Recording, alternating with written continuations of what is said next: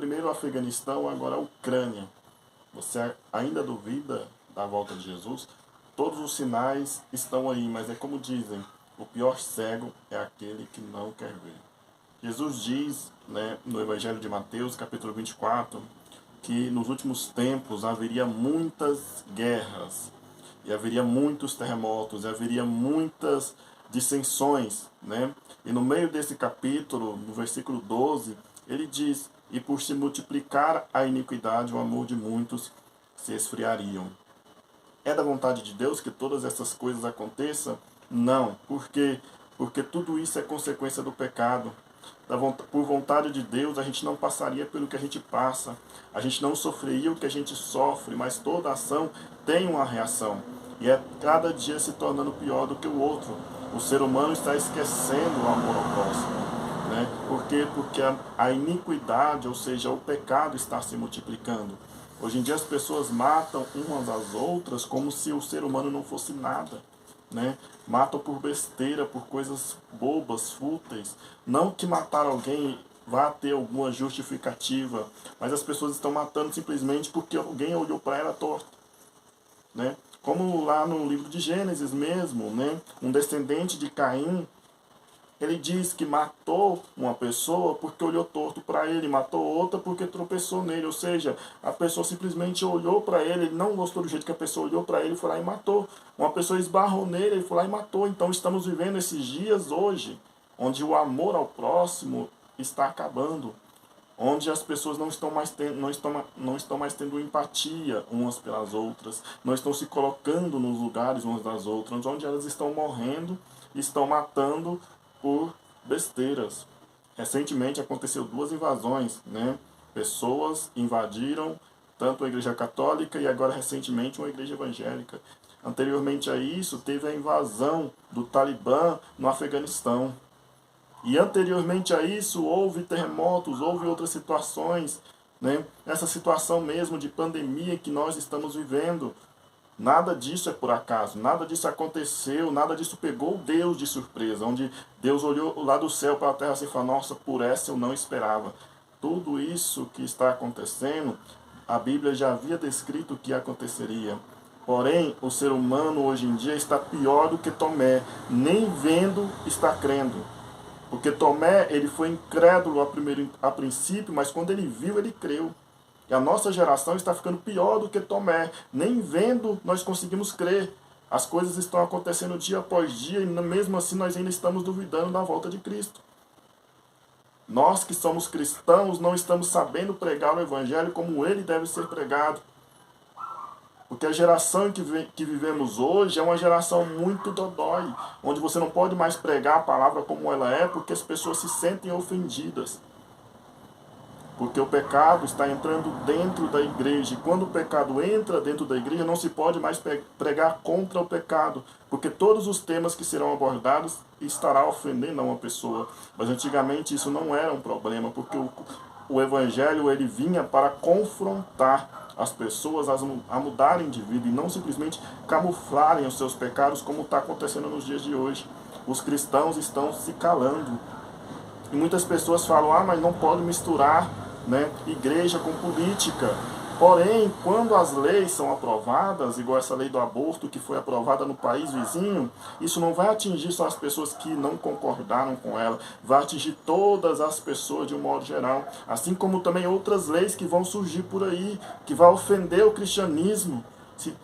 Quando essas leis forem aprovadas, não vai atingir só as outras pessoas, vai atingir todas as pessoas de um modo geral. Então, quando uma pessoa ela diz que a igreja não pode se envolver com política, ela está totalmente equivocada. Por quê? Porque nós temos que ter voz, nós temos que ter voz ativa para poder ir contra tudo aquilo que vai contra a palavra de Deus. Nós temos que ser incorruptível em qualquer lugar onde nós estivermos. Mas tem muita corrupção na política. Corrupção tem em qualquer lugar. Se eu me envolver com política e me corromper, é porque eu já estava propenso à corrupção. Não é a política que me corrompeu, foi eu que me entreguei para a corrupção. Nós temos que ter voz, nós temos que pregar a palavra de Deus como ela é. Né? Agora aconteceu lá na Ucrânia.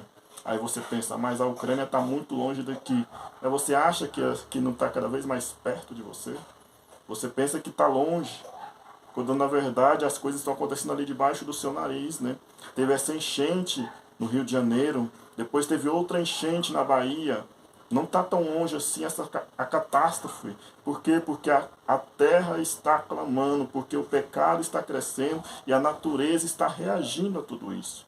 Não é da vontade de Deus que ninguém sofra, não é da vontade de Deus que ninguém pereça. Porém, nós estamos sofrendo, estamos perecendo por consequência das nossas próprias atitudes. E por se multiplicar a iniquidade, o amor de muitos se esfriaria. Então, quanto mais o pecado for crescendo, mais coisas ruins vão acontecer. Porque o que impedia o ser humano de agir de uns contra os outros era o amor ao próximo, né? Porque era a base de todos os mandamentos ali, eram os dois primeiros: amar a Deus sobre todas as coisas e amar ao próximo como a si mesmo. A partir do momento em que nós matamos o nosso irmão, a partir do momento que nós nos voltamos contra o nosso irmão, nós estamos dizendo que nós não amamos a Deus. Por quê? Porque o próprio João diz: como nós vamos amar a Deus se nós não conseguimos amar ao nosso irmão? E a Bíblia diz que quando isso acontece, nós somos chamados de mentirosos. Quando eu digo que amo a Deus e desprezo meu irmão, maltrato meu irmão, eu estou sendo mentiroso. Porque como eu vou amar a Deus, a qual eu não consigo ver, se eu não consigo amar o meu irmão e nem me compadecer com o sofrimento dele que está aqui na minha frente? Precisamos abrir a boca e falar. Nós precisamos ter voz, porque nós somos embaixadores de Cristo nessa terra. As coisas que Jesus havia profetizado em Mateus 24, e eu aconselho você a ler, vai acontecer independente de qualquer coisa, mas nós precisamos fazer a nossa parte. Você pode ver lá na história de Jeremias.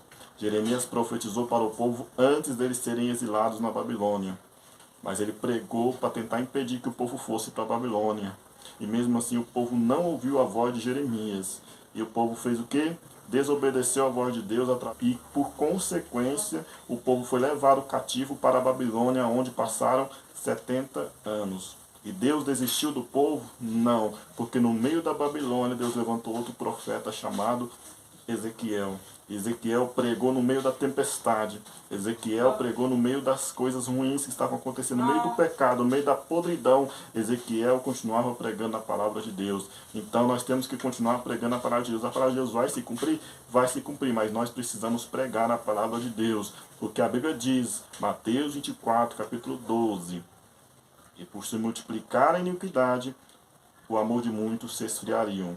Porém, no versículo 13, ela nos conforta dizendo: mas quem perseverar até o fim será salvo.